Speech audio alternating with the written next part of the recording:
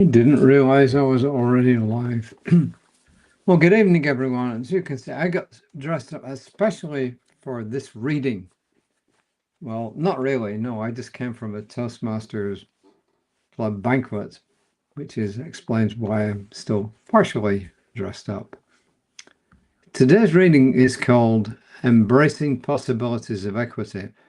One thing to preface this with is that most people who read the Science of Mind magazine are members, or they got close ties to Centers for Spiritual Living, which used to be called Science of Mind or Religious Science. I mean, it kind of still is.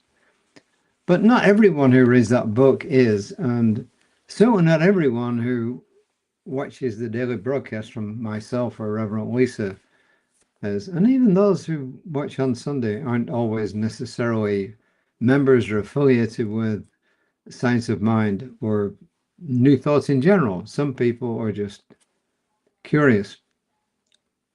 And some people just want to learn. So if you have your own philosophy and it doesn't fit in exactly with the New Thought philosophy or Science of Mind philosophy or Unity, then just in this reading, substitute your philosophy, your belief system for what Reverend Raymont says here, and then that'll make it probably easier for you to actually appreciate. So I am not, oh dear.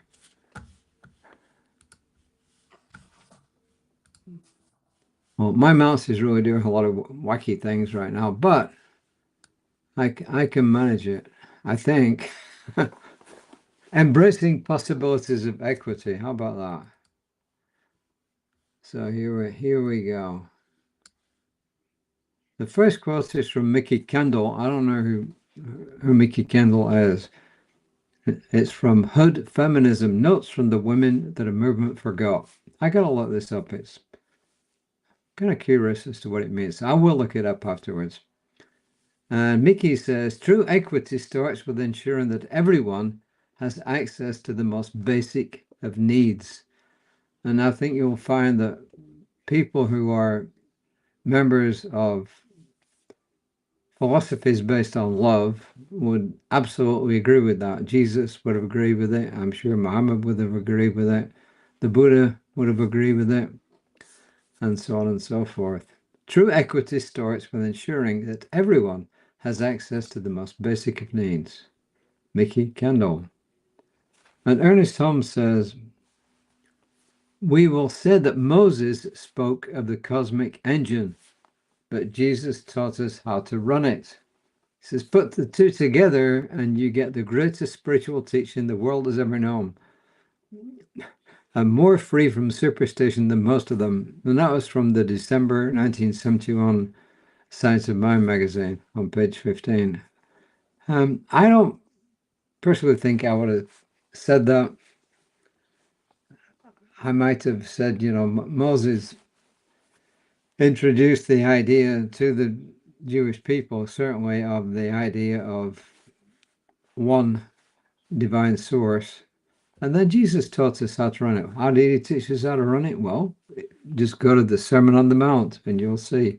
But basically, Jesus taught, love yourself, love your neighbor, love God. It's done unto you as you believe, and the kingdom of heaven is within you. 3 core teachings of Jesus. And if you're not a Christian, well, you can still apply them. There's lots of good stuff in many religions. And this is Reverend Raymont. He says, we frequently hear the word equity, but have we paused to consider how it aligns with Science of Mind philosophy, Unity philosophy, New Thought philosophy, and other similar philosophies? Some synonyms for equity include balance, goodness, honesty, integrity, impartiality, and open-mindedness. Then he says, would you agree that these are consistent, and I would say, with the teachings and the philosophies that you agree with? He says, we envision a world where each and every person has enough food, a home, and a sense of belonging, a world of peace and harmony, enfranchisement, and justice. I think I can almost say for certain everybody who reads this stuff, listens to these kind of things, would 100% agree with that. Otherwise, you wouldn't be listening to it or reading it. If we aim to embrace the possibilities of equity, then we also strive to not only envision a world where everyone has access to nourishing food and clean water, but also to create a world where each person has a safe and an affordable home, a sense of connection and belonging, and experiences of peace, harmony, enfranchisement, and justice for all. He says, when more of us understand and embody the truth that we must be equal to God, not in quantity, because God is everything, right? But in quality. In other words, we possess some qualities of the divine. He says, in divinity, then more of us will live, move, and have our being as laid out in statements such as Centers for Spiritual Living's Global Vision, where it talks about, among other things, a world that works for everyone. We will think and feel it, we will speak it and create it. Why? Because we are already being it. He says, if on the other hand, we don't believe that equality and equity are possible, then there's no real reason or core belief that will motivate us to invest in a world that works for all. Well, I don't believe that anyone listening to these kinds of words, these kinds of philosophies and teachings would have any reason to not believe it. So I'm knowing, and this is kind of my prayer for the end of the day today. My prayer is knowing that everyone, that I'm knowing for every single person on this planet that ultimately there is equity, that there is enfranchisement. I'm knowing that there is enough food. I'm knowing that there is shelter. I'm knowing that there is belonging and more for each and every person on this planet. And I'm knowing that this will come about.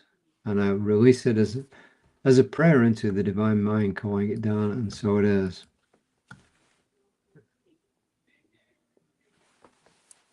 I embody the liberating power of equity. I'm set free and all are free. So remember one thing, an affirmation is something, it's a statement that's made in the first person, it's positive, and it's written out of the present tense or the past tense, because what it's doing is it's convincing our subconscious mind that this is the truth.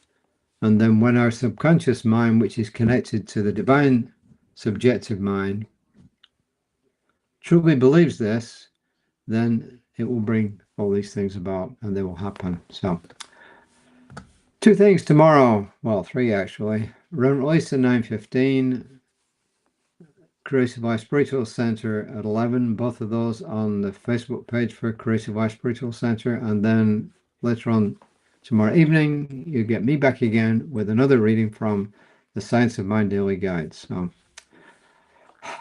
I'm known for each and every one a wonderful rest of the day and a wonderful night's sleep.